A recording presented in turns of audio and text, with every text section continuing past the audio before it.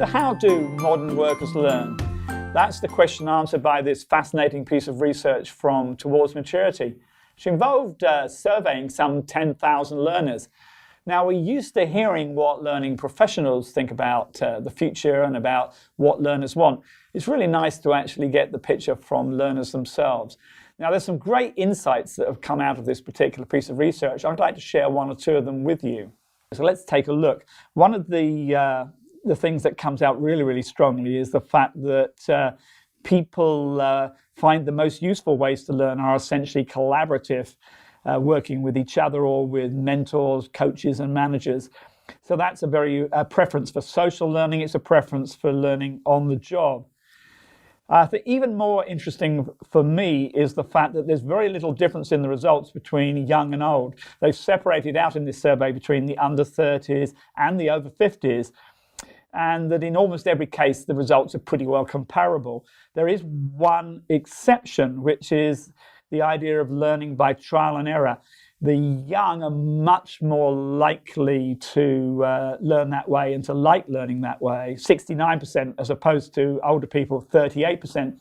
Now, I don't know, but I think that's a lot to do with game playing. If you grow up throwing yourself into games and just seeing what happens, then you get used to sort of finding your way around and being confident that you're going to work it out as you go along.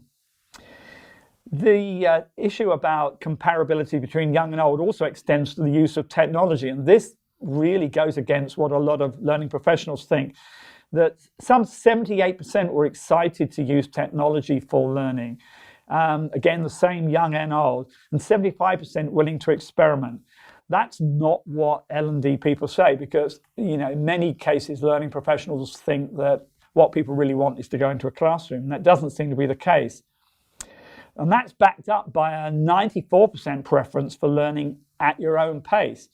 Now, learning at your own pace isn't necessarily compatible with all the things that have been said about collaboration and working with mentors and what have you. But I think what it does say is that given the choice, people would rather work at their own pace than go at the same speed as a group, maybe in a classroom or even perhaps in a sort of online cohort. But that doesn't mean that they want to be exposed to a lot of boring content. Some 36% find the content that they're exposed to, particularly at work, rather uninspiring. So what it seems to be telling is that learners of all ages have become more autonomous, more learning for themselves, if you like. But there is a word of caution. I think we have to be a little bit careful about generalizing, because how you like to learn does depend a lot on the situation. So if I was asked, what was my favorite drink, for example, I might say, oh, well, I think I'll have a glass of champagne. But if somebody said, well, it's actually breakfast time, do you want that for breakfast? Then, believe it or not, I would actually say not the champagne. I might say, well, actually, I'll have a cup of coffee. But on the other hand, if I'm in the middle of running a marathon, I don't want a cup of coffee or a bottle of champagne. What I want is some water. So in many ways, how we like to learn is a bit like how we like to drink. It all depends on the situation. So if I'm learning golf, I might quite like to learn that one-to-one with a coach. On the other hand, maybe if I was learning how to dance, I might like to do that in a group with lots of other people. And if I wanted to study some aspect of history, I might be much more confident working on my own. So we have to be a little bit cautious about these results, but I do think there are some really strong points coming out of it. And what it shows, I think, is that there is a little bit of a gap between what learning professionals think and what the reality is out there. In practice, it looks like we have a much more independent learning workforce than we think we do.